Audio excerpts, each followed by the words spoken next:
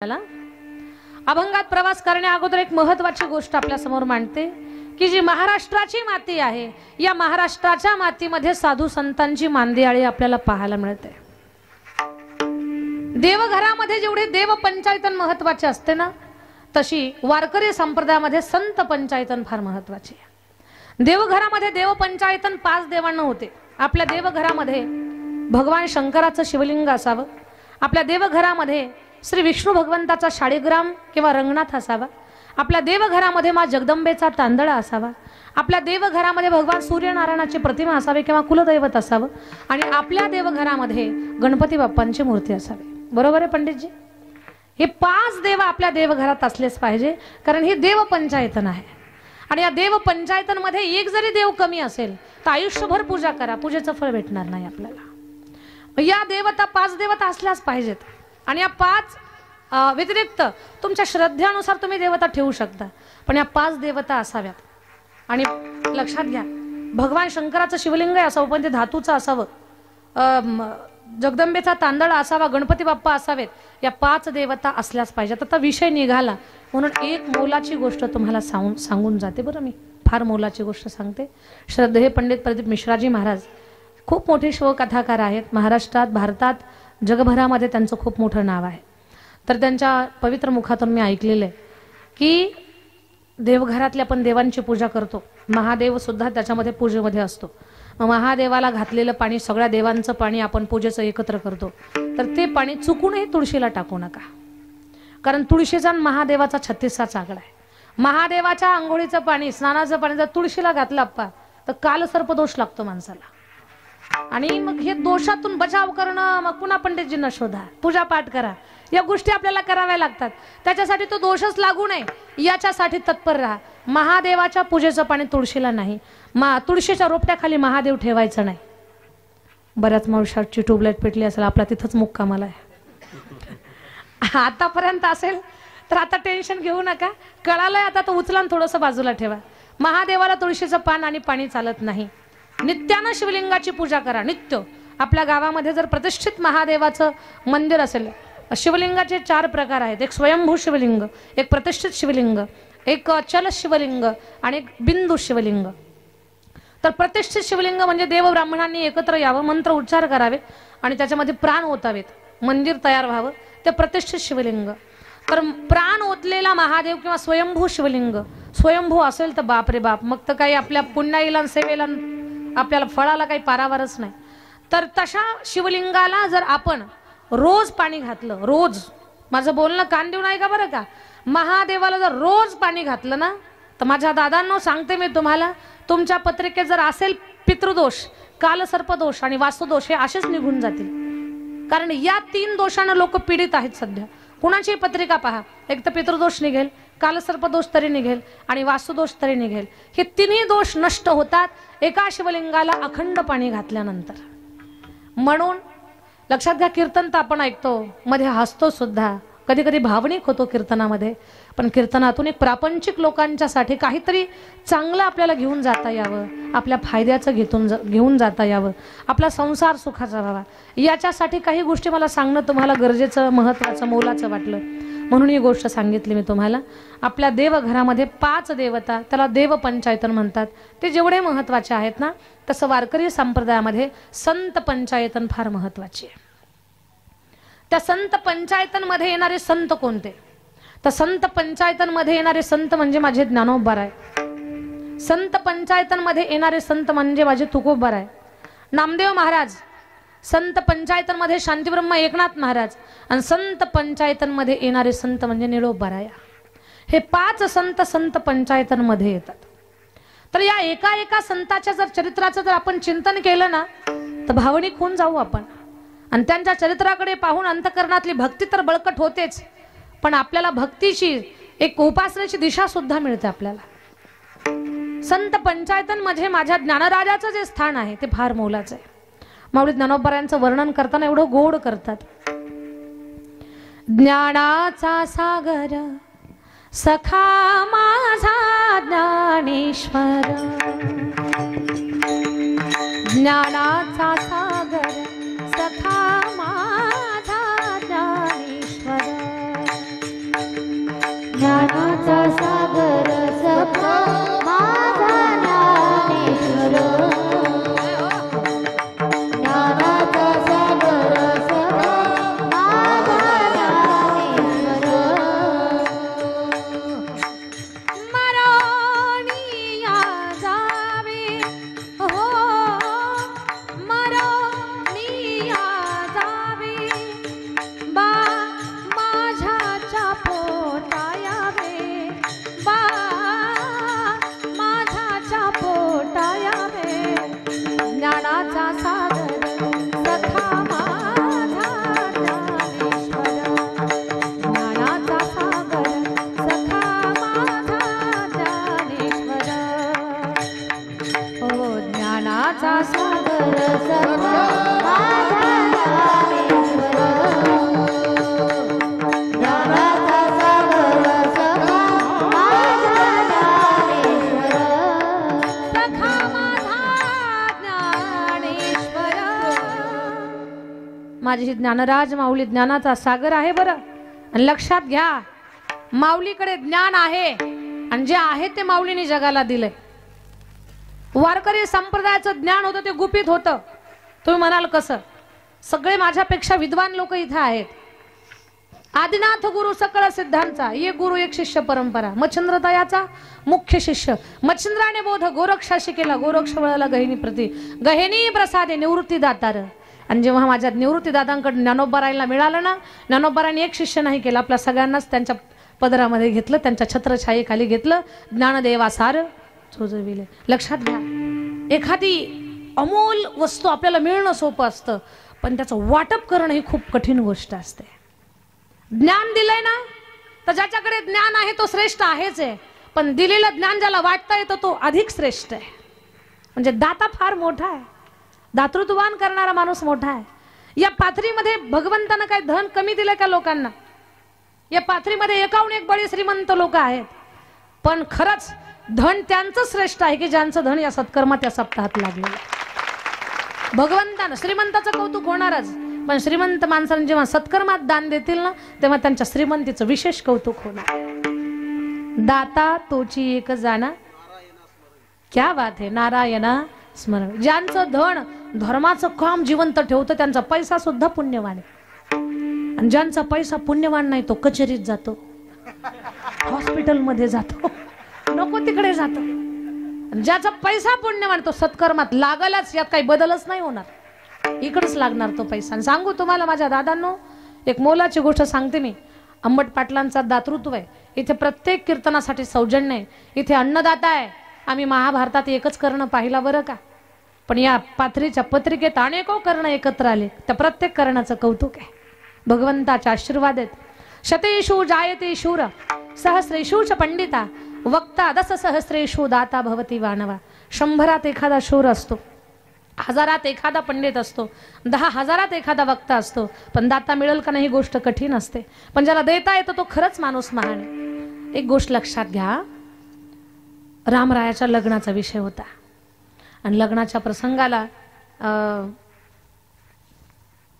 आता जर आई वडिलाच्या गैरहजेरीमध्ये लग्न झालं तर लोक टेन्शन मध्ये येतात, पण रामाचं जे 1 नंबरला जे लग्न झालं ते त्यावेळेस वडीलही नव्हते नाहीही नव्हती, ते लग्न झालं. पण पुन्हा मग तिथी काढून नक्षत्रावरती लग्न, अगदी तिथीवरती लग्न लावायचं ठरलं. दशरथजीला बोलावलं. दशरथजी निघाले. दशरथजी निघाले की त्यांना सगळे शुभ शकून व्हायला लागले. म्हणजे एखाद्या चांगल्या कामाला जर आपण निघालो आणि जर आपल्याला पाण्यानं भरलेला हंडा घेऊन जर स्त्री आडवी गेली तर तो शुभ शकून आहे का अपशकून आहे? झोपल्या का काय सांगा ना जरा मला, कारण ते आपल्या संदर्भातले ना. पाण्यानं भरलेला हंडा घेऊन जर स्त्री आडवी गेली तर शुभ शकून आहे का अपशकून आहे? शुभ शकून आहे. चांगल्या कामाला निघालो, कोकिळ पक्षाचं कुंजन जर ऐकायला आलं तर शुभ शकून आहे. चांगल्या कामाला निघालो, हरणांचा कळप आडवा गेला तर शुभ शकून आहे. चांगल्या कामाला निघालो, संतांचं दर्शन झालं, शुभ शकून आहे. चांगल्या कामाला निघालो, देव ब्राह्मणांचं दर्शन झालं, शुभ शकून आहे. चांगल्या कामाला निघालो आपण आणि जर तुमच्या कानावर मंत्र उच्चार ऐकायला पडले, श्रवण झाले तुम्हाला तर शुभ शकून आहे. चांगल्या कामाला निघालो आपण, जर मुंगूस आडवं गेलं तर शुभ शकून आहे. चांगल्या कामाला निघालो जर मांजर आडवं गेलं तर तारे मामा त्या मांजरीपेक्षा बेकार तोंड होतंय आपलं. पण सांगेन मी तुम्हाला अंबट पाटील, चांगल्या कामाला मांजर आडवं गेलं तरी चालेल, पण चांगल्या कामाला माणसं आडवी जाऊ नये, ती मांजरीपेक्षा बेकार. मांजर तरी एकदा काम होऊ देत नाही, पण माणसं कामच होऊ देत नाही. काही माणसं बोरीच्या काट्यासारखी असतात, बोरीच्या काट्यासारखी. बोरीला 2 प्रकारची काट्या असतात, एक सरळ असतो एक वाकडा असतो. जवळ आला की सरळ काटा टोचतो आणि लांब चाललं की वाकडा काटा उडून जातो. ते कसं जगू देत नाही. तर निघाले दशरथ महाराज, सगळे शुभ शकून व्हायला लागले त्यांना, सगळे शुभ शकून चालले. दाहिन काग सुखेत सुहावा. माऊली सुद्धा या शकुनाचं वर्णन करतात बरं. पहिलं तो गे काऊ ओकत आहे, शकून गे माये सांगत आहे. तर शुभ शकून व्हायला लागले. गेले मिथिला नगरीच्या सीमारेषेवरती स्वागतासाठी. तिकडे जनकजी होते, इकडे दशरथजी. दशरथजी जनकजी दोघांची नजरानजर झाली बरं. तर जनकजी दशरथजीच्या चरणाला मिठी घालायला लागले. दशरथजी म्हणतात पाया पडू नका. दशरथजीने असं वरचेवर पकडलं आणि गळा भेट घेतली. जनकजी म्हणतात मला पाया पडू द्या. मोठा कोण आहे मला सांगायचं तुम्हाला. जनकजी म्हणतात पाया पडू द्या, तुम्ही मुलाचे वडील आहात. दशरथजी म्हणतात नाही नाही, मुलाचे वडील मी असलो म्हणून काय फरक पडलं. नाही म्हणे, मुलाच्या वडिलाची बाजू मोठी असते, मुलीच्या वडिलाची बाजू लहान असते. पण 2024 मध्ये सांगा हे पारड जिदा खालीवर झालंय आता पारड. आता पुरीच्याच बापाची जास्त ही वाढली, आता कॉलर टाईट सध्या. आणि सांगू तुम्हाला लग्नाचा विषय तर एवढा अवघड झाला आता. आता त्या मुलीपेक्षा मुलीच्या माईचंच मार्केट जास्त आहे. एवढा तर डिमांड. ज्या घरात मुलगी द्यायची त्या घरातला मुलगा शिकलेला पाहिजे, त्याला नोकरी पाहिजे, आपा त्याला 1 लाख रुपये पगार पाहिजे, पुन्हा 100 एकर शेती पाहिजे. आता कोणाचे उतारे दाखवत नेमके तेच कळना. सगळ्या शेतात ऊस पाहिजे. पुन्हा त्या घरात त्याला मुलाला दुसरा भाऊ नको, त्याला बहीण नको, त्या घरातली सासू सुद्धा मेलेली पाहिजे. एवढ्या डिमांड. तर थोडं पारड कमी जास्त झालेलं आहे. पण पूर्वी असं पहा, आपली पुरुष प्रधान संस्कृती आहे ना, आपली भारतीय संस्कृती पुरुष प्रधान आहे. थोडंसं रिवाजाप्रमाणे आपल्याला जगावं लागतं, जपावं लागतं. तर जनकजी म्हणतात तुमची मुलाची बाजू आहे, तुमचं पारडं जड आहे, आम्हाला तुमच्या पाया पडू द्या. दशरथजी म्हणतात तसं अजिबात नाही. आम्ही मुलाचा बाप असलो म्हणून काही फरक पडत नाही, आणि तुम्ही मुलीचे वडील आहात म्हणून तुम्ही काही लहान नाही. उलट पक्षी लक्षात घ्या, मुलाचा पिता हा घेणारा असतो आणि मुलीचा पिता हा देणारा असतो. या जगामध्ये घेणारापेक्षा देणाराच जगात मोठा आहे. याचकापेक्षा दाता मोठा आहे. मनोमत्य दातृत्व मुलीच्या संदर्भातलं असेल, देणगी संदर्भातलं असेल, अन्नदानाचं असेल, कोणतंही दान असेल, तो दाता महान आहे. दाता महान आहे हे मला सांगायचं तुम्हाला. आणि एक गोष्ट लक्षात घ्या, माझ्या बोलण्यातला भाव समजून घ्या. इथे अनेक दाते एकत्र आले ना, म्हणून एक मोलाची गोष्ट मला तुम्हाला सांगायची. माऊली श्रेष्ठ का आहेत. तर माऊलीकडे जे ज्ञान आहे ते माऊलीने जगाला दिलंय म्हणून माऊली श्रेष्ठ आहेत. भगवंताने एखादी कलागुण आपल्याकडे दिली आहे, आपण तर महान आहोतच, पण ज्याला वाटप करता येतो, सेवितो हा रसन वाटितो, तो महान आहे, तो महान आहे. मी फक्त कीर्तनच केलं असतं, कथाच केल्या असतं तर तेवढंच मर्यादित माझं कौतुक झालं असतं.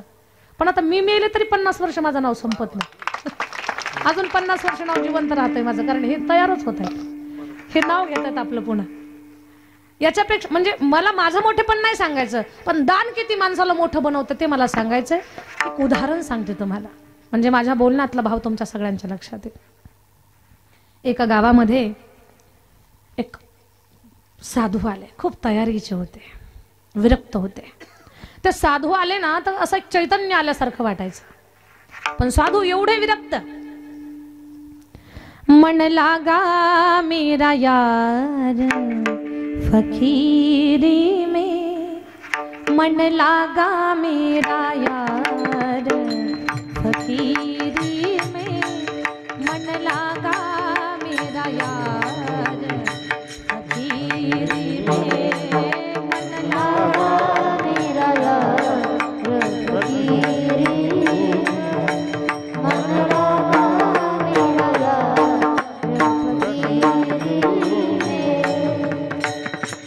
जो सुख पाया राम भजन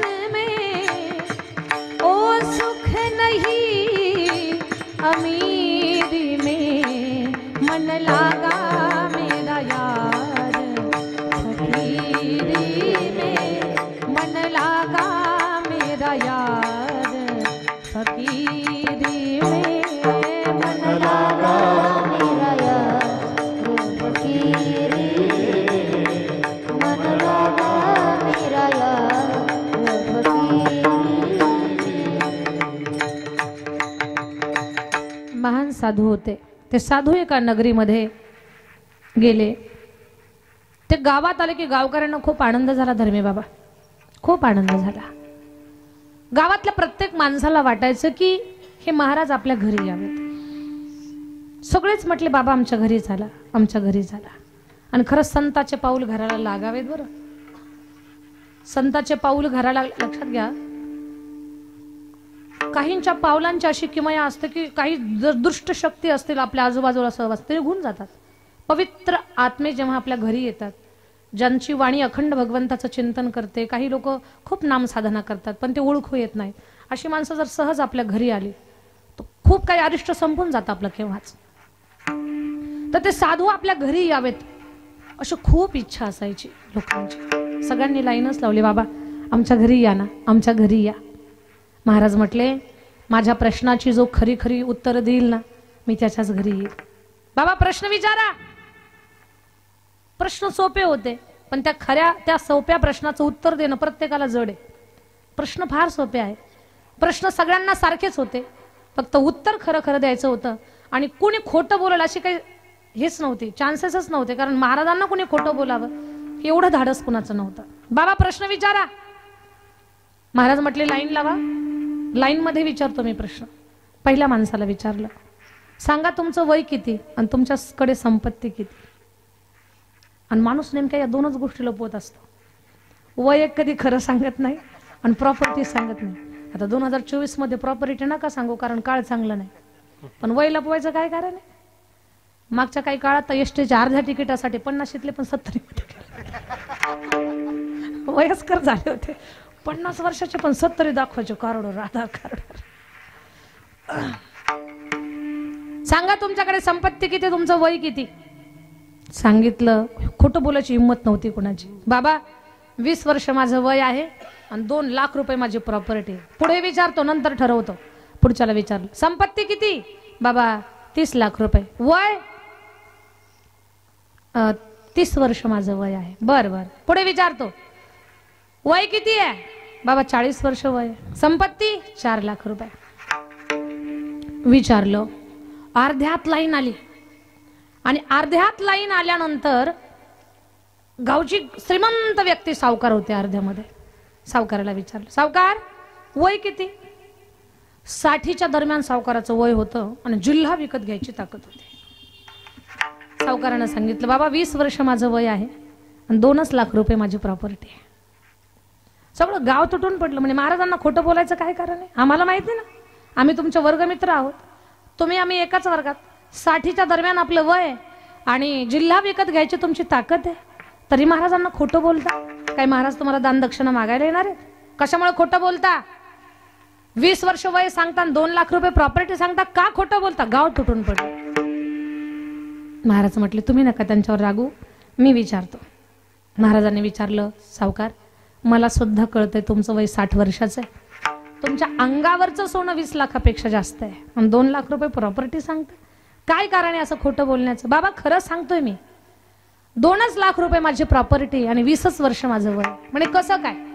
आणि बाबा त्याचं असं आहे वयाच्या 40 पर्यंत या देहाला कीर्तन कळत नव्हतं, भजन कळत नव्हतं, परमार्थ कळत नव्हता, संत कळत नव्हते, देव कळत नव्हता आणि मंदिर कळत नव्हतं. चुकून कीर्तन ऐकलं एक दिवस, परिवर्तन झालं. त्या दिवशी गळ्यात माळ घातली. ज्या दिवशी गळ्यात माळ घातली त्या दिवसापासून आजच्या दिवसापर्यंत 20 वर्ष पूर्ण झाली. हेच माझं खरं वय, अगोदरचं वाया गेलेलं आहे. वय पटलं. संपत्ती जिल्हा विकत घ्यायची ताकद आहे, 2 लाख रुपये सांगता. बाबा खरं सांगतो, खरंच जिल्हा विकत घ्यायची ताकद आहे, पण तरीही मी 2 लाख रुपये प्रॉपर्टी का सांगितली. एवढ्या प्रचंड संपत्तीमधून मी फक्त 2 लाख रुपये धर्माच्या कामासाठी खर्च केले, अन्नदानासाठी, मंदिराच्या कार्यासाठी. तेच खाली माझी संपत्ती. बाकीचे संपत्तीचे वाटे करण्यासाठी भरपूर टपलेले आहेत. म्हणून आंबट पाटील असतील किंवा आधी करून सर्व दाते असतील, मग ते अन्नदान असेल, ते दान असेल, जे काही दान असेल, हेच दातृत्व आपल्या खाते जमा होणार आहे. आणि तुम्हाला कुणीच म्हणणार नाही की संसार उगाळून लावा म्हणून, सगळीच प्रॉपर्टी साधू संताला द्या. आहा, तुम्हाला कुणीच तेवढं मागणार नाही. तुम्हाला म्हणतील न्यायोपार्जित वित्तस्य दशमांशेन धीमहि. तुम्ही जे कमावलंय धन त्यातून फक्त 10% भाग धर्माच्या कामासाठी खर्च करा. नाही 10% झाला, 1% तरी 1% धर्म कार्यासाठी धन खर्च करायला काही जड नाहीये. या जगामध्ये धन दान का करायचं तर दाता श्रेष्ठ आहे. विठ्ठल विठ्ठल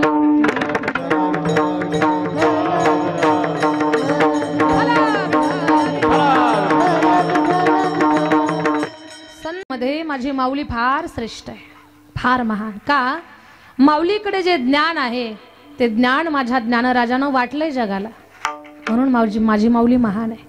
आणि गोष्ट लक्षात घ्या, माऊलींचं महिमान सांगेन बरं मी तुम्हाला.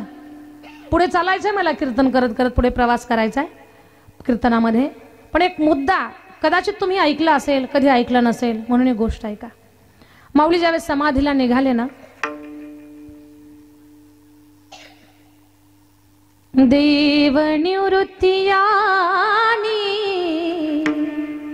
धरिले दोन्ही कार,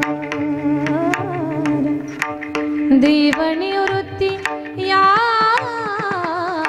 धरिले दोन्ही कार, जातो ज्ञानेश्वर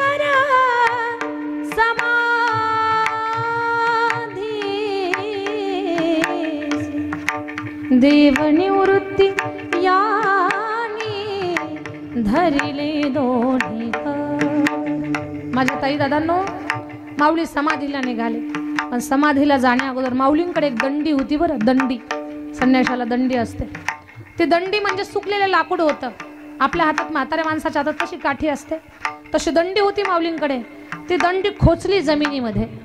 दंडी खोचली आणि त्या दंडीला सारखं पाणी घालत राहिले, पाणी घालत राहिले. विश्वास बसणार नाही तुम्हाला, पण विश्वास ठेवावा लागेल. तिला पालवी फुटली, पानं फुटली त्या दंडीला. कसल्या दंडीला? सुकलेल्या. लाकूड खोचलं, त्याला पानं फुटली. अशी पानं फुटली, डेरदार झाली. तीच दंडी म्हणजे आताचा आजान वृक्ष आहे. आताचा आजान वृक्ष, ज्या आजान वृक्षाखाली हजारो लोक पारायण करतात. आणि पारायण करताना एक जरी आजान वृक्षाचं पान तुटून जर समोर पडलं तर माणूस स्वतःला भाग्यवान समजतो. माझे माऊलीचे चमत्कार हे सगळं काही अद्भुत आहे, अद्भुत आहे. माऊली तीर्थयात्रा करत करत करत काशीला गेले. काशीमध्ये खूप मोठा कार्यक्रम होता. एक यज्ञाचं आयोजन होतं. या यज्ञाचं यजमानपद कोणाला द्यायचं? कोण विद्वान? आता काशीमध्ये काय विद्वानांची कमी आहे? पात्री, काशीमध्ये विद्वानांची कमी नाही. कोल्हापुरात पहिलवानांची काही कमी नाही. अगदी तसंच काशीत विद्वानांची कमी नाही. प्रत्येकाला वाटत होतं की मला मान मिळावा. तिथे द्विवेदी, त्रिवेदी, चतुर्वेदी सगळे विद्वान विद्वान लोक होती. ज्याला 4 वेद, कोणाला 3 वेद, कोणाला 2 वेद, कोणाला 1 वेद पाठ, अशी माणसं. प्रत्येक जण म्हणतोय मला मान पाहिजे, मला मान पाहिजे. मग निर्णय ठरला, हत्तीच्या सोंडेमध्ये माळ देऊ. हत्ती ज्याच्या गळ्यात माळ घालेल ना, तोच यज्ञाचा मान करेल. काही विद्वानांची तर हत्तीच्या सोंडेतली माळ त्याच्यात मुंडकं घालायची तयारी. पण हत्ती फिरत होता. जो जबरदस्ती समोर होता त्याला फटकारा देत होता. हत्ती फिरत फिरत फिरत फिरत घाटावर आला. तिथे माझी माऊली शांत गंगामय्याला पाहत होती. माझी ज्ञानराज माऊली घाटावर बसलेली होती. हत्ती आला आणि माऊलीच्या गळ्यामध्ये हार घातला. काशीच्या विद्वानांनी माझ्या ज्ञानराजाचा सन्मान केला. हे का सांगते मी तुम्हाला, तर वारकरी संप्रदायाच्या संत पंचायतनमध्ये माझ्या ज्ञानराजाचं स्थान हे अलौकिक आहे, दिव्य आहे, अद्भुत आहे. कुणी म्हणेल ताई ह्या गोष्टी कुठून सांगता तुम्ही? तर पुराव्याशिवाय बोलत नाही. वक्ते बाबांचं ब्रह्मचित कला मुक्ताई हा ग्रंथ आहे. तो ग्रंथ वाचा, समाधानच होईल तुमच्या कानाचं, तुमच्या मनाचं, तुमच्या वाणीचं समाधान होईल. एवढे सुंदर प्रसंग त्याच्यात वक्ते बाबांनी लिहून ठेवलेले आहेत, खूप सुंदर. विठ्ठल विठ्ठल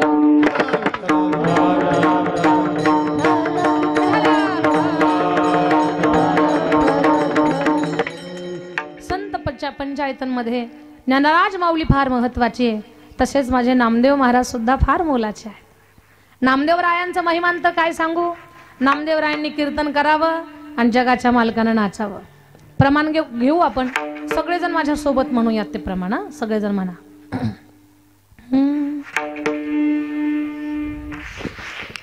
एकच टाळी झाली, टाळी झाली, टाळी झाली, टाळी झाली, टाळी. एकच टाळी झाली चंद्रभागे वाढवंती.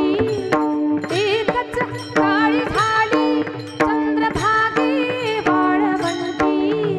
हो हो हो हो. टाळी झाली, टाळी झाली, टाळी झाली. एकच टाळी झाली. आहा. एकच टाळी झाली चंद्रभागे वाढवंती. एकच टाळी झाली चंद्रभागे वाढवंती. माझा ज्ञानराजा, माझा ज्ञानराजा गोपाळांसी लाह्या वाटी. माझा ज्ञानराजा गोपाळांसी लाह्या वाटी. माझा ज्ञानराजा गोपाळांसी लाह्या वाटी. माझा ज्ञानराजा गोपाळांसी लाह्या वाटी. नामदेव कीर्तन करी पुढे नाचे पांडुरंग. सगळ्यांनी हात उंच घ्या आणि प्रेमाने भजन करा. नामदेव कीर्तन करी पुढे नाचे पांडुरंग. विठ्ठल विठ्ठल जय हरी विठ्ठल विठ्ठल. टाळी टाळी. ज्ञानोबा माऊली तुकाराम. टाळी. नामदेव कीर्तन करी पुढे नाचे पांडुरंग. जणी म्हणे बोला ज्ञानदेव अभंग. जणी म्हणे बोला ज्ञानदेव अभंग. अभंग बोलता रंग कीर्तनी भरला. अभंग बोलता रंग कीर्तनी भरला. प्रेमाचे छंदे विठ्ठल, प्रेमाचे छंदे विठ्ठल. डोलू लागला, डोलू लागला, डोलू लागला. हो.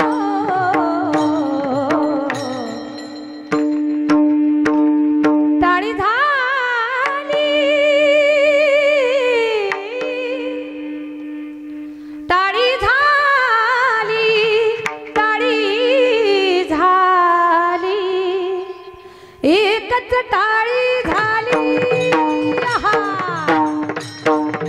एकच टाळी झाली चंद्रभागे वाढवंती. एकच टाळी झाली चंद्रभागे वाढवंती. माझा ज्ञानराजा, माझा ज्ञानराजा गोपाळांसी लाह्या वाटी. माझा ज्ञानराजा गोपाळांसी लाह्या वाटी. माझा ज्ञानराजा गोपाळांसी लाह्या वाटी. माझा ज्ञानराजा गोपाळांसी लाह्या वाटी. गोपाळांसी लाह्या वाटी. हो हो हो. रामदादासाठी सुद्धा टाळी वाजवा. खूप छान. भगवान परमात्मा बा नामदेवरायांनी कीर्तन करावं आणि जगाच्या मालकानं कीर्तनात नाचावं. नामदेवरायाच्या कीर्तनात देव नाचत होता. आमच्या कीर्तनात लोक झोपी जातात. बरं झोपतात ते झोपतात, घोरतात पण. बरं घोरवणार का समोरच बसून घोरतात. एक तर एवढे अवघड बंब होते, 3.5 क्विंटलच्या पुढे असेल माणूस, आणि घोरायला लागले खाऊ खा. दुसरं म्हणतंय नको खाऊ. काय गंमत. आमच्या कीर्तनात लोक झोपी जातात. नामदेवरायाच्या कीर्तनात देव नाचत होता. एवढा नाचला ना माझ्या दादांनो. बरं ऐका, एक गोष्ट सांगते मी तुम्हाला, तुम्ही काही कुणाला सांगू नका. तुम्हाला सांगते, एवढा नाचला बाबा, एवढा नाचला. किती नाचता नाचता देवाचा गळला पितांबर. सावध होई देवा ऐसा बोले कबीरा. सावध होई देवा ऐसा बोले कबीरा. सावध होई देवा ऐसा बोले कबीरा.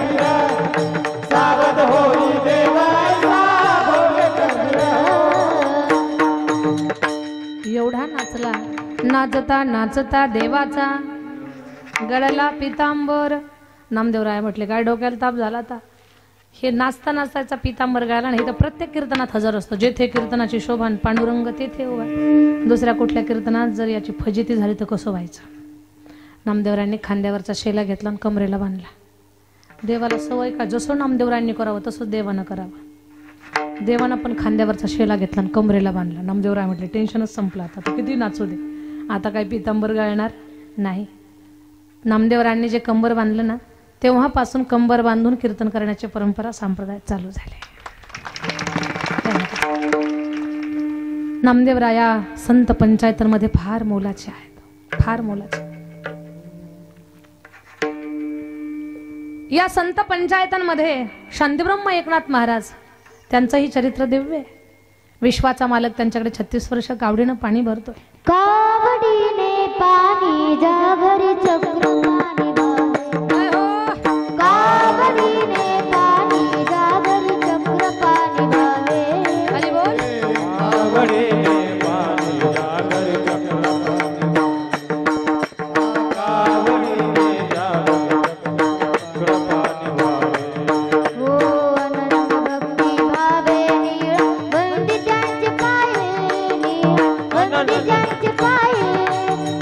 अनन्य भक्ती भावे नीळा वंदी त्यांचे पाये नीळा वंदी त्यांचे पाये.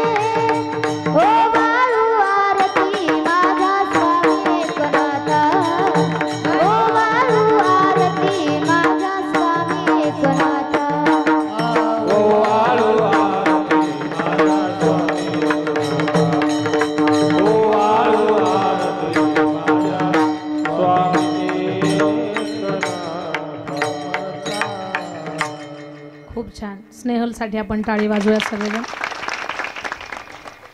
आबिर गुलाल उधाळी तरंग नाथा घरी नाचे माझा सखा पांडुरंग. ही नाथ महाराजांची भक्तीतली महिमा आहे. संत पंचायतांमध्ये नाथ महाराज फार महत्वाचे आहेत. तसेच निलोबाराय सुद्धा फार मोलाचे आहेत. आणि संत पंचायतांमध्ये वैराग्य मूर्ती जगद्गुरु तुकोबाराया हे तर कलशस्थानीच आहे. संत पंचायतांमध्ये ज्यांचं फार मोलाचं स्थान असे जगद्गुरु तुकोबाराया अभंगाच्या पहिल्या चरणात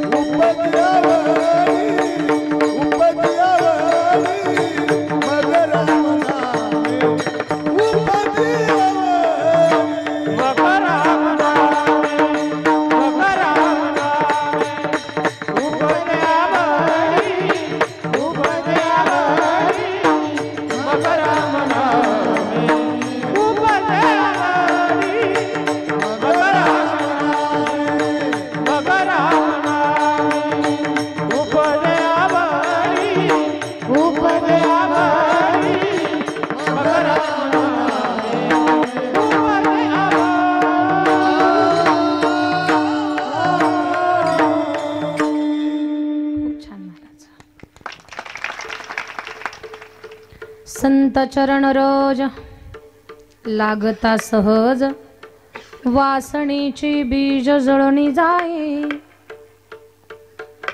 अभंगाच्या प्रथम चरणामध्ये जगद्गुरु तुकोबाराया खूप मोलाची गोष्ट सांगतात की संतांच्या पायधुळीनं वासना आणि तिचं बीज जळून जातं. आता संतांच्या पायधुळीनं वासना आणि तिचं बीज जळतं. या पहिल्या चरणाचा विस्तार करत असताना एक गोष्ट लक्षात येते की संतांना नेमकं काय सांगायचं की संतांची पायधूळ म्हणजे आता संतांनी पाय तिथे ठेवला तिथे माती उचलायची त्या धुळीनं का. तर या पहिल्या चरणामध्ये आपल्याला वाचार्थ घ्यायचा नाही, लक्षार्थ घ्यायचा.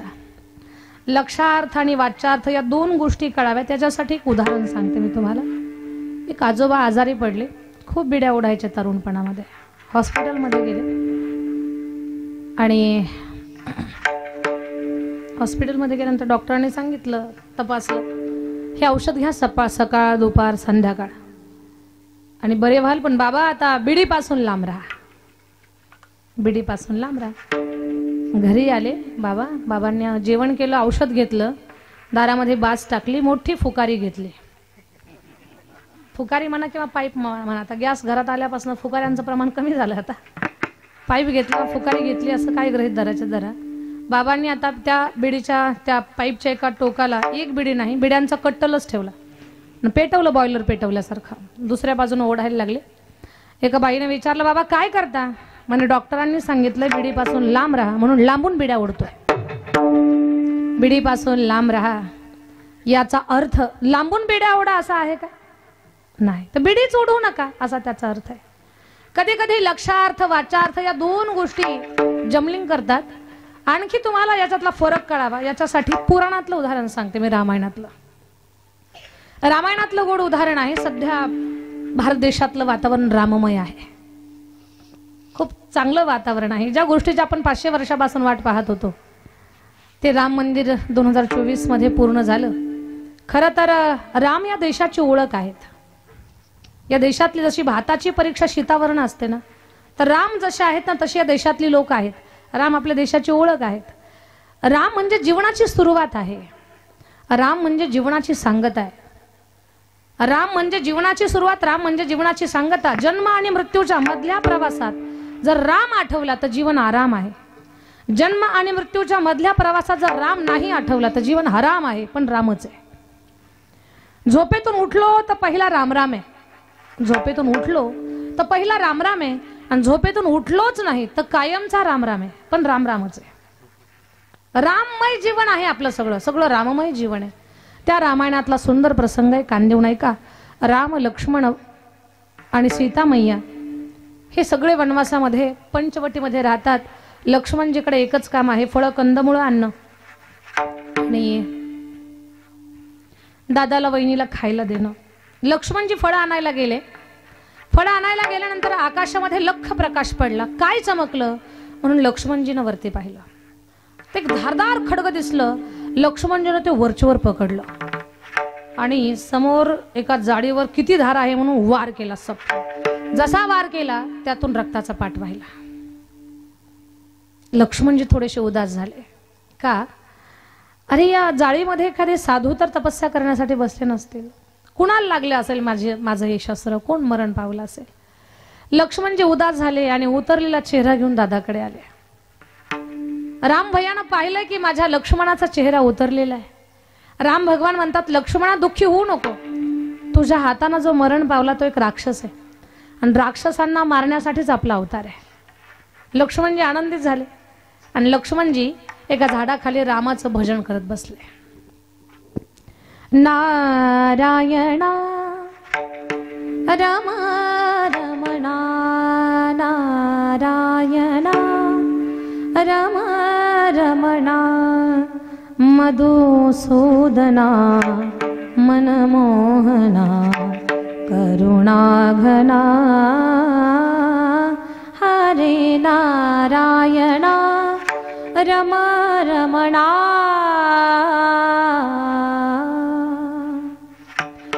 रमणा रमणा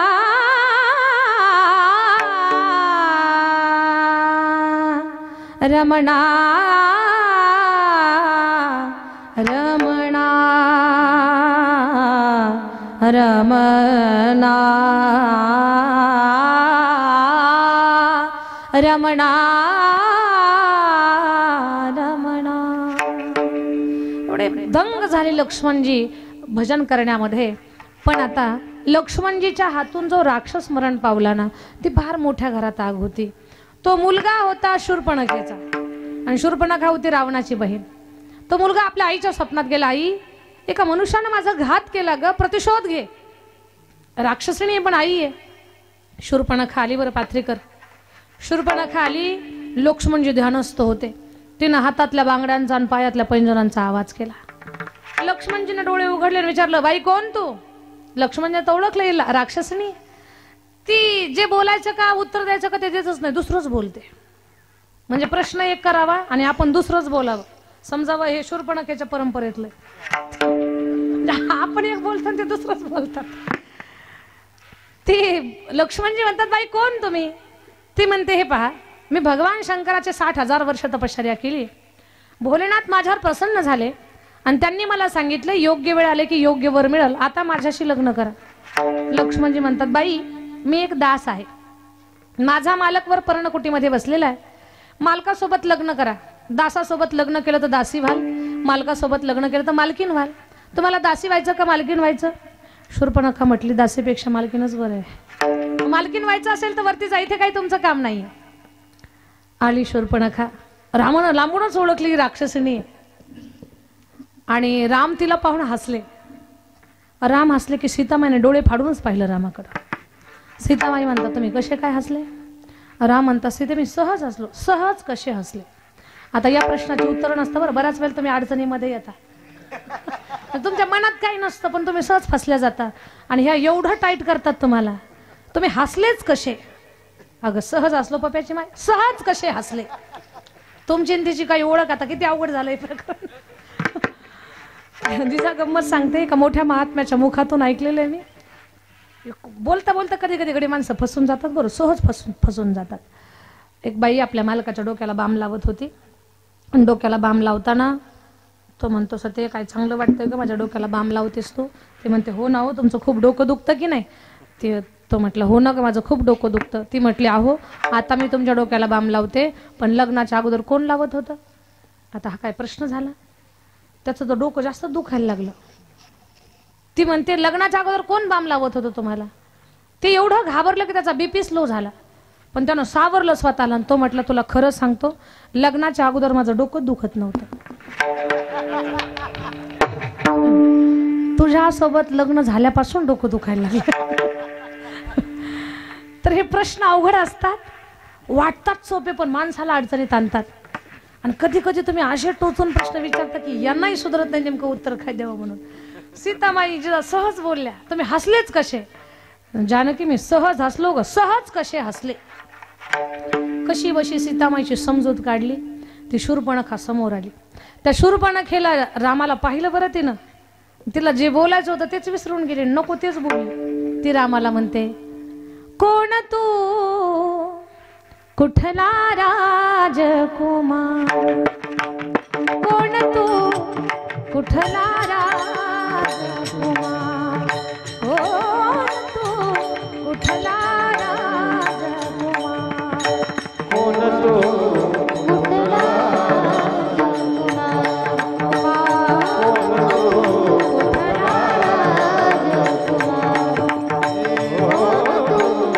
कुठला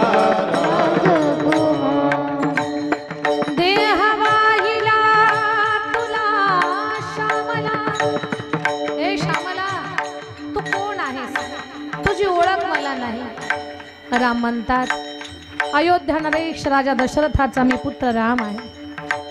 ती शूर्पणखा म्हणते, राघवा मला नठावा राजा दशरथ. मला राजा दशरथ कोणी माहिती नाही बरं. मला नठावा राजा दशरथ, मनात भरला त्याचा परिसूत. मला दशरथ माहिती नाही पण त्याचा मुलगा मला आवडला. मनात भरला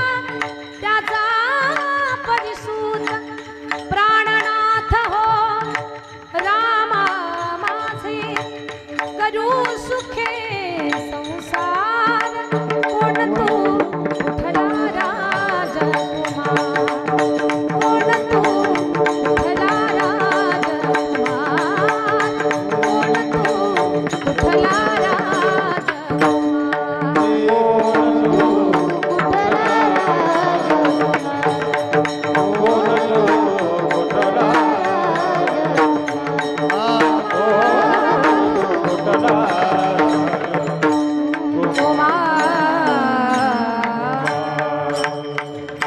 शूर्पणखा म्हणते कोण तो कुठला राजकुमार आणि करू सुखे संसार. सीतामाई जवळच होत्या. सीतामाई टक्कन उठल्या म्हटलं ए सटवे कुठून आलीस ग तू. सीतामाईचं बोलणं ते असं अगं तुला भान आहे का मी त्यांच्या सोबत आहे काय बोलतेस तू. मग तिचं लक्ष गेलं सीतेकडे. सीतेला तर भावच देत नाही. रामालाच विचारते रामा कोण ही. राम म्हणतायत भगवत कृपेनं या आमच्या अर्धांगिनी सीता. नागडोळे मोडले तिनं. ती म्हटली रामा तुम्ही कसे ही कशी शोभत नाही तुम्हाला द्या टाकून. राम म्हणतात बाई मी जानकीचा त्याग करू शकत नाही दुसऱ्या कुणाचा स्वीकार करू शकत नाही. मी एक पत्नी एक वचने आणि एक बाणी राम आहे. ठीक आहे रामा एक पत्नी व्रताना तर मला सांगा ही एकच घास करते. गेली खरं बोलून. एकच घास करणारी जात कोणाची राक्षसाची. राम म्हणतात बाई एकही घास करू नका अर्धाही करू नका. लग्नच करायचं तर झाडाखाली बसलेला माझा भाऊ आहे तुम्ही त्याच्याशी लग्न करा. ते म्हटले खूप रागीट येते आगेचा गोळाचे ऐकतच नाही ऐकत दुसरंच बोलताय. आता ही दुसरं बोलत होती ते दुसरंच बोलताय. राम म्हणतात मी सांगतो ना म्हणजे तोंडी तर चलतच नाही तिथे. मग लेखी पुरावा. मग लेखी पुरावा देतो मी. मग पत्र लिहायचं ठरलं पण पत्र कुठं लिहायचं. शूर्पणखा म्हटली काळजी करू नका माझ्या पाठीवर पत्र लिहा. रामानं मर्यादा सांभाळली. राम म्हणतात जानकी तू पत्र लिही मी मजकूर सांगतो. शूर्पणखेनं पाठ फिरवली. जानकी माता लिहितात चिरंजीव लक्ष्मण तुझ्याकडे ही नववधू पाठवित आहे. हिच्या नाशिक आणि कर्णाची शांती करणे कळावे तुझा राम पूर्ण विराम. पत्र झाले. पत्र निघाल. पत्रच काय पोस्ट ऑफिसच निघाल. डुगु डुगु डुगु डुगु पोस्ट ऑफिस. लक्ष्मणजी काय तुमच्या बंधूचं पत्र घेऊन आले. कुठे पत्र. पोस्ट ऑफिस फिरलं गर्रकन वाचलं पत्र. चिरंजीव लक्ष्मण तुझ्याकडे ही नववधू पाठवित आहे. हिच्या नाशिक आणि कर्णाची शांती करणे कळावे तुझा राम. पत्र वाचून पत्राचा लक्षार्थ घेतला वाचार्थ नाही. वाचार्थानुसार कर्ण आणि नाशिक. कर्ण म्हणजे आपण म्हणतोय कान पण तो इकडच्या नाशिकला गेले असते तर ते नाशिक आणि ते कर्ण नाही.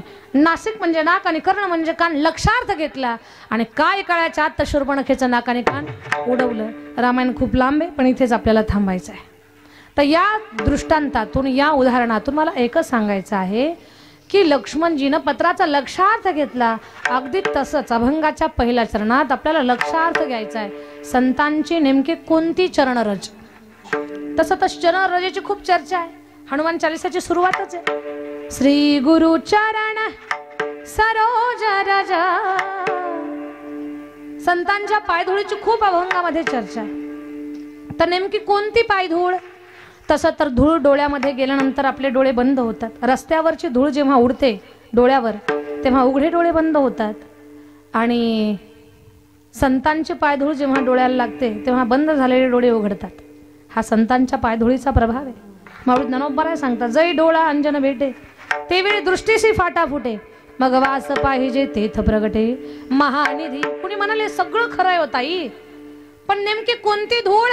तर संतांचे ज्ञानरूपी रजकण. संतांकडून ज्ञान मिळालं की मग संत चरण रज लागता सहज. त्याची फलश्रुती काय वासनेचे बीज जळूनी जाये.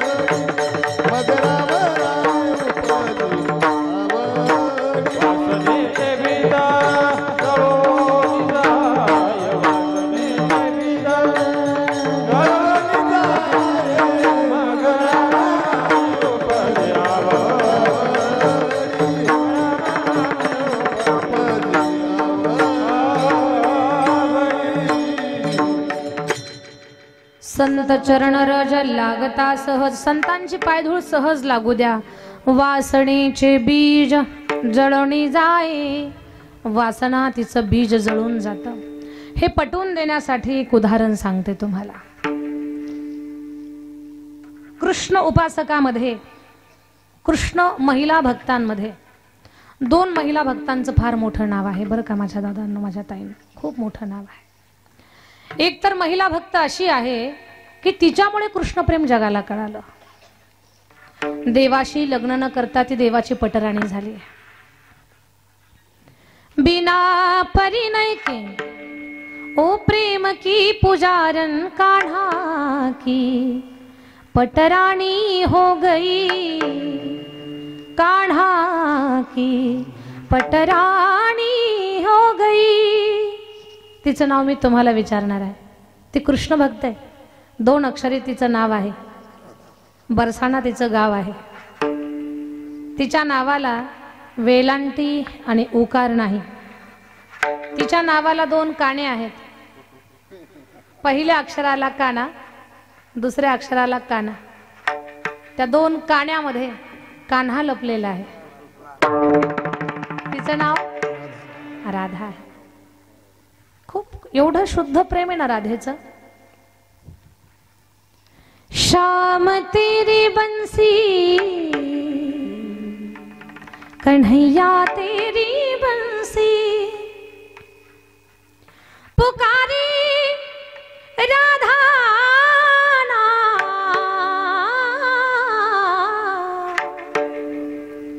श्याम तेरी बंसी कन्हैया तेरी बंसी पुकारे राधा ना, राधा का भी श्याम हो तो मेरा का भी श्याम, राधा का भी श्याम हो तो मेरा का भी श्याम, राधा का भी श्याम हो तो मेरा का भी श्याम, राधा का ही श्याम हो तो मेरा का ही श्याम, राधा का ही श्याम हो तो मेरा का ही श्याम, राधा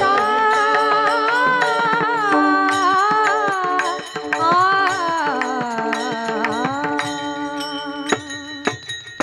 राधा महान भक्त आहे, महान भक्त. अशी त्या राधा राणीची भक्तीतली अवस्था आहे.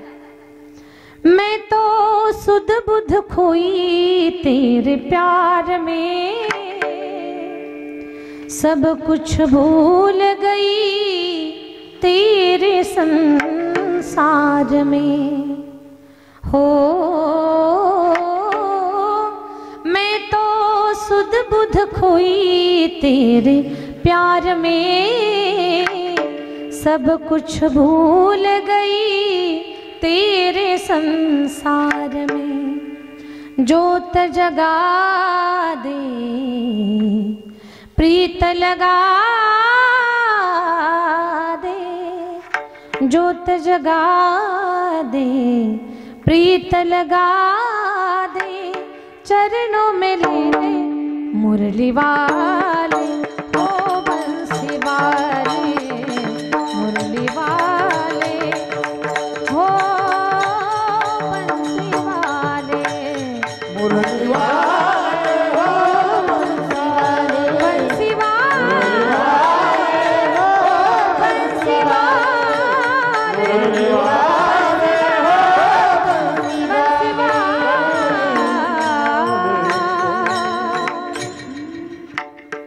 राधा राणी सारखीच एक भक्त आहे. त्या भक्ताचं नाव आहे संत मीराबाई. मीराबाईंची भक्ती फार थोर आहे, फार महान आहे. मीराबाईंच्या पदरी काम करण्यासाठी एक भंगीने ती आजारी पडली आणि मग मुलाला तिनं कामासाठी पाठवलं. तिचा मुलगा, त्याचं नाव कन्हैया, मीराबाईंच्या महलामध्ये आला आणि त्यावेळेला त्यानं मीराबाईंचं रूप पाहिलं. अप्रतिम सुंदर. एक तर राजकन्या आहे, भक्तीचा तेज आहे. मीराबाई एवढ्या तेजस्वी दिसताय की त्याला दुसरीकडे कुठेच पाहावं वाटना. आणि मीराबाई तर भजनामध्ये दंग होत्या. ऐसी लागी लगन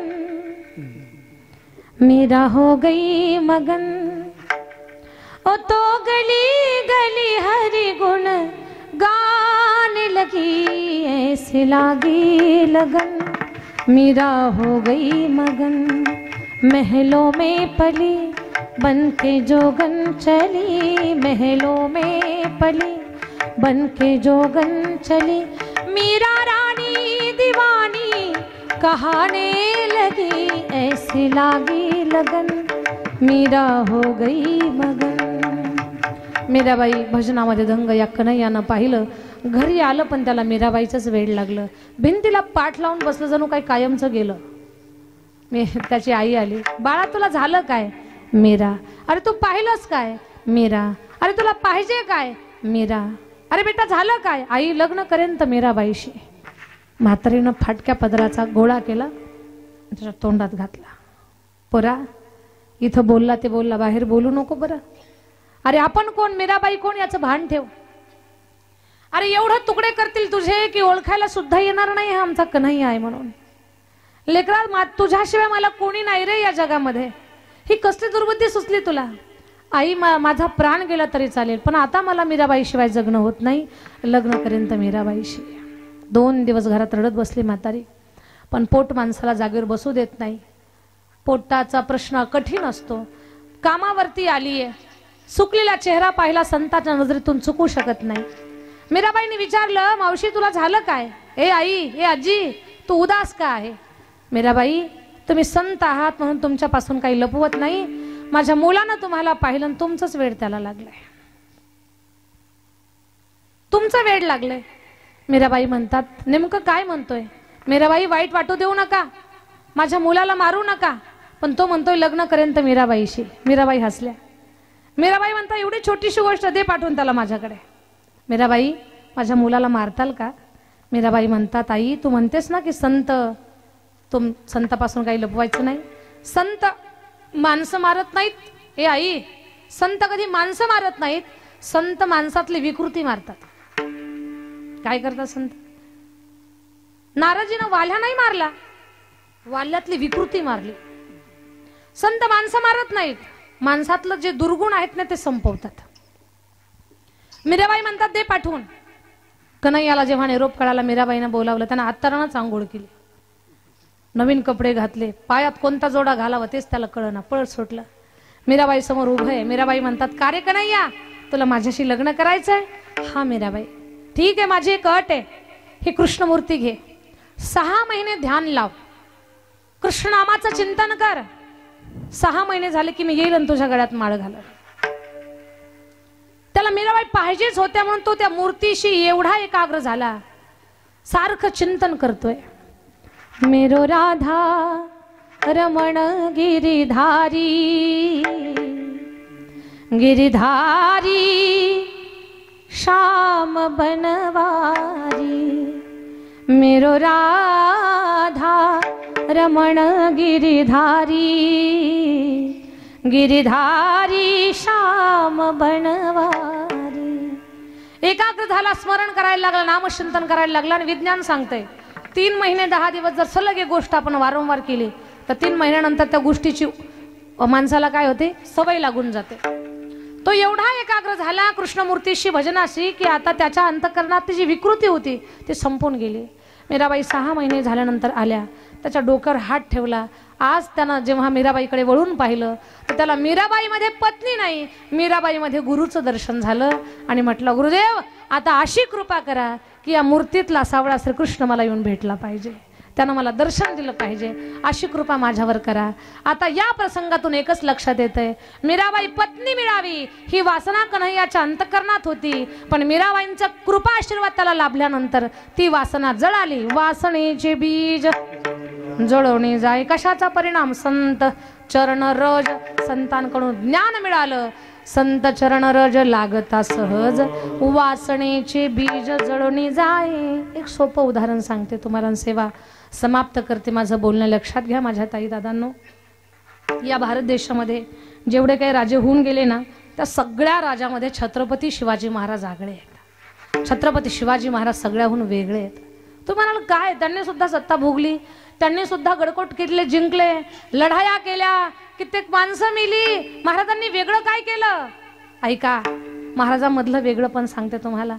350 किल्ल्याचा मालक होता माझा राजा.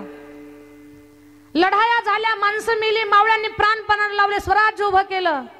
सगळ्यांसारखं शासन सत्ता उभी करण्यासाठी, स्वराज्य उभं करण्यासाठी महाराजांसहित मावळ्यांनी प्राणपणाला लावले. सगळ्यांनी स्वतःचं जीवन वेचलं त्या कामासाठी. तरीही त्या काळामध्ये आदिलशाही, मुघलशाही, निजामशाही, कुतुबशाही अशा अनेक शाया होत्या. पण या सगळ्या राजांमध्ये छत्रपती शिवाजी महाराज वेगळे का आहेत? तर छत्रपती शिवरायांच्या जीवनामध्ये ज्यावेळेला तुकोबारायांचा सहवास घडला, काय म्हणा कृपा आशीर्वाद मिळाला, तर छत्रपती शिवरायांच्या मध्ये एवढं परिवर्तन झालं. काय परिवर्तन झालं? तर 350 किल्ल्याचा मालक होता माझा राजा. 350 किल्ल्याचा मालक, पण तुकोबारायांच्या असीम कृपेनं असं मन परिवर्तन झालं महाराजांचं की 350 किल्ल्याचा मालक असताना सुद्धा महाराजांनी एकाही किल्ल्यावर स्वतःचं नाव टाकलं नाही. एकाही किल्ल्यावर नाही, एकाही किल्ल्यावर नाही. शिवाजीगड, शहाजीगड, जिजाऊगड, संभाजीगड, हा एकाही किल्ल्यावर नाव नाही. आता आपण 10 बाय 10चीच खोली बांधतो, पण नाव टाकतो मंजुळा निवास. 10 बाय 10च्याच खोलीवर. पण माझा राजा 350 किल्ल्याचा मालक होता, पण एकाही गडकोट किल्ल्यावर स्वतःचं नाव नाही. माझ्या दादांनो, छत्रपती शिवाजी महाराज या मातीचं, महाराष्ट्राच्या मातीचं सौभाग्य आहे. छत्रपती शिवाजी महाराज आपला स्वाभिमान आहे, या राष्ट्राची ओळख आहे. आणि माणूस असावा कसा, राजा असावा कसा. राम राज्यानंतर जर महाराष्ट्रात राज्य कुणाचं असेल तर ते छत्रपती शिवरायांचं राज्य. आज आपल्या गळ्यात माळ, गळ्यात टाळ, भाळावर बुक्का, कपाळावर कुंकू, दारामध्ये तुळस, मंदिरावर कळस, महिलांच्या नाकात नथ आणि पुरुषांच्या ओठावर मिशी कुणामुळे जिवंत असेल तर केवळ महाराष्ट्राचे राजे छत्रपती शिवाजी महाराजांच्यामुळे आहे. छत्रपती शिवाजी महाराज एक अद्भुत आगळे वेगळे राजे होऊन गेले. आदिलशाही, निजामशाही, कुतुबशाही या सगळ्या शाह्यामध्ये महाराजांना शिवशाही निर्माण करता आली असती, पण महाराज म्हटले नाही, हे राज्य प्रत्येकाला वाटावं, माझं राज्य आहे, म्हणून स्वराज्य हे नाव दिलं. तुम्ही म्हणाल ताई, आता ह्या तुमच्या सगळ्या अभंगाच्या पहिल्या चरणाचा आणि आता शिवरायांच्या संदर्भातल्या बोलण्याचा या वक्तृत्वाचा काय संबंध आहे? तर लक्षात घ्या, त्या काळात जे राजे होते ना, त्या राजांना प्रत्येकाला स्वतःचं नाव लावण्याची आस, ओढ होती, वासना होती. पण महाराजांनी तुकोबारायांच्या कृपा आशीर्वादानं गडकोट किल्ल्यावर स्वतःचं नाव टाकण्याची वासना जळून गेली. हा संत कृपेचा परिणाम आहे. संत चरण रज लागत. तुम्हाला कोणत्या प्रसंगातून शिकले महाराज? तर ज्यावेळेला महाराजांनी नजराणा पाठवला होता तुकोबारायांना, तर त्यावेळेला तुकोबाराय बोलले, महाराज या सोन्याच्या नजराण्याची आम्हाला गरज नाही, याच्या माध्यमातून राज्य व्यवस्थेसाठी तुम्ही त्याचा वापर करा, आम्हाला नकोय. महाराजांनी विचार केला, रे काय विरक्त साधू आहे माझ्या राज्यामध्ये, माझ्या आजूबाजूला एवढे विरक्त साधू असतील, त्यांना जर हे सोनं मातीसारखं दिसत असेल तर या दगडा मातीसाठी आम्ही सोन्यासारख्या परंपरेची माती का करावी? त्याच्यातून महाराजांनी विचार केला आणि महाराजांनी स्वराज्य घडवलं. हा साधू कृपेचा परिणाम आहे. संत चरण रोज लागता सहज, वासणेचे बीज जळून जाये. संत कृपा आशीर्वादानं जेव्हा वासना जळते, काम जळालं की मग राम जागा होतो. मग राम नामे उपजे आवडी, सुख घडो घडी वाढू लागे. भक्तीच्या पथावर तुम्ही पुढे पुढे पुढे चालत राहिलात, लक्षात घ्या बरं का माझ्या दादांनो, भक्तीच्या प्रवासात जर तुम्ही पुढे पुढे चालायला लागलात ना, तर नक्कीच असं परिवर्तन होईल, तुम्हाला अनुभव यायला लागतील सात्विक. पण सांगू तुम्हाला, भक्ती ते कठीण सोळावरील पोळी. कोणतंही धार्मिक कार्य करा, उपासना करा, ही कठीण आहे. चांगल्या कामाला तर एवढ्या अडचणी आहेत, हजारो अडचणी. पण हजारो अडचणीवर मात करून जो चांगल्या कामात पुढे चालत राहतो ना, तर त्याच्याच अंतःकरणामध्ये सात्विक भाव म्हणा किंवा चांगले अनुभव प्राप्त होत असतात. माझं बोलणं तुम्हाला कळावं याच्यासाठी एक उदाहरण सांगते बरं. शेवटचं उदाहरण, कीर्तन संपलं आता आपलं. एक शेतकऱ्याचा बैल विहिरीत पडला. अहमद पाटील, शेतकऱ्याचा बैल विहिरीत पडला, धडामकण आवाज आला, गाव जमा झाला. आणि गावकरी म्हटलं, रे काय झालं काय झालं? म्हणे बैलच विहिरीत पडला. अरे म्हणे काढून घे, विहीर कोरडी होती, बैल काढून घे. म्हटले शेतकरी म्हटला, त्याला काढायला 20,000 रुपये लागतील. आणि 20,000 रुपये याला काढायला जर घालावेत आपण, तर आधीच शेतातलं उत्पन्न 20,000चं निघणार नाही, नाहीतरी बैल असाही म्हातारा झालेला, मरू दे त्याच्यातच. शेतकरी म्हटला. लोक म्हटले, अरे तो आतमध्ये मरल, सडल, घाण वास सुटल. सगळ्या गावात रोगराई पसर, बैल बैल काढून घे. नाही म्हणे, नाही काढून घेणार. तुम्हाला एवढी गावाची काळजी आहे ना, त्या शेतकऱ्याने सांगितलं, एवढी गावाची काळजी आहे ना, तर घरातला सगळा कचरा आणा, माती आणा, त्याच्यात टाका, त्याला खाली दाबून टाका बैलाला. गावकरी म्हटले, याच्या जर नादी लागलो ना तर हे बैलाचा घाणेरडा वास सुटल. हे सांगतंय तसंच करू आपण. लोकांनी गाडीत भरून भरून कचरा आणला प्रकाश काका आणि टाकला, विहिरीत टाकायला लागले. गाडी भरून माती आणायचे, त्या विहिरीमध्ये टाकायचे बैलाच्या अंगावर. पण बैल असेल, कुठलंही जनावर असेल, सवय पहा. कधी पण जनावरांचं ऑब्झर्वेशन करा. जनावर पशु हे पाठीवर काही सहन करत नाहीत. मासे सुद्धा बसलेले त्यांना सहन होत नाही. बैलाच्या पाठीवर वरनं कचरा पडला का बैल असं अंग झटकायचा. अंग झटकलं की माती खाली पडायची आणि बैल त्याच्यावर उभं राहायचं. पुन्हा लोक गाडी भरून भरून भरून माती आणायचे आणि बदाबद त्याच्यात टाकायचे त्या विहिरीमध्ये.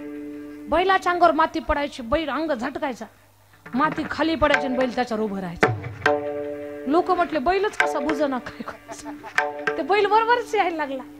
लोक जायचे, पुन्हा गाडी भरून माती आणायची, त्याच्यात टाकायची, बैल अंग झटकायचा, ती माती खाली बैल त्याच्यावर. असं करता करता विहीर गच्च भरली. तरी मामा विहीरच गच्च भरली आणि बैल बाहेर निघला आणि मालकाच्या दावणीला जाऊन बसला. ते म्हणाल, ताई आता याच्यातून तुम्हाला काय सांगायचं? याच्यातून मला एकच सांगायचं की हे जग असं आहे, निंदेचा कचरा आपल्या अंगावर टाकणारच आहे. बरं का, जग कठीण आहे. निंदेचा कचरा आपल्या अंगावर टाकणारच आहे. निंदेचा कचरा पडल्यानंतर गोंधळू नका, गडबडू नका, घाबरून जाऊ नका. बैलासारखं अंग झटकायचं, अंग झटकायचं, निंदेचा कचरा बाजूला टाकायचा आणि पुन्हा चांगल्या कामासाठी तयार व्हायचं. तरच आपला जीव, आपला स्वतःचा झेंडा किंवा आपला स्वतःचा ठसा हा कर्तृत्वातून. आणि लक्षात घ्या, निंदकाशिवाय सुद्धा माणसाच्या कर्तृत्वाला किंमतच नाही. कोणीतरी आपली निंदा जर केलीच नाही तर आपली जाहिरात तरी कशी होणार आहे? हे सगळं झालं पाहिजे ना. हा, म्हणून चांगल्या कामाला तुम्ही पुढे निघालात ना तर त्रास होणारच आहे. पण हे चांगली कामं करत राहा, त्रासाचा विचार न करता. मग ही चांगली कामं करत करत करत मग भक्ती असेल, उपासना असेल, नामस्मरण असेल, हे करत राहिलात ना तुम्ही तर मग असं फळ मिळेल. कंठी प्रेम दाटे, नयने नीर लोटे आणि हृदयी प्रगटे. लक्षात घ्या, खूप चांगलं काम केलं ना तर आनंदाच्या भरात माणसं आनंदाचे अश्रू सुद्धा डोळ्यातून काढतात आणि ते फळ असतं चांगल्या कामाचं. हे साधन सोपं आहे. तुका म्हणे साधन सुलभ